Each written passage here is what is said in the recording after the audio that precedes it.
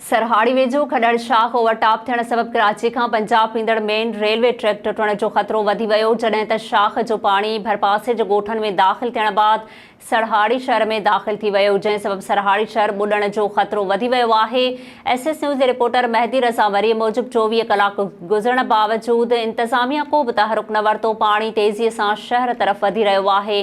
इन सिलसिले में मक़ामी रहवासियुनि जो चवणु आहे त मुंड जे आबासर ज़मींदार पंहिंजा फ़सुल बचाइण लाइ लिफ्ट मशीनूं हणी पाणी खॾड़ शाख में छोड़ करे रहिया आहिनि, जंहिं सबबि शाख ते पाणीअ जो दबाव वधी वियो। शदीद पाणीअ जे दबाव सबबि मीडिया ऑफिस पाणीअ जी लपेट में अची वई आहे।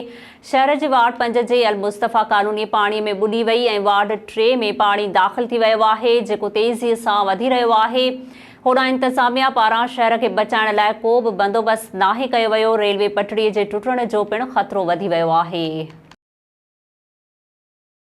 नाज़रीन, वधीक ख़बरूं ऐं अपडेट्स जे लाइ ॾिसंदा रहो SS न्यूज़ वेब चैनल। असांजे चैनल खे लाइक ऐं सब्सक्राइब करणु न विसारींदा।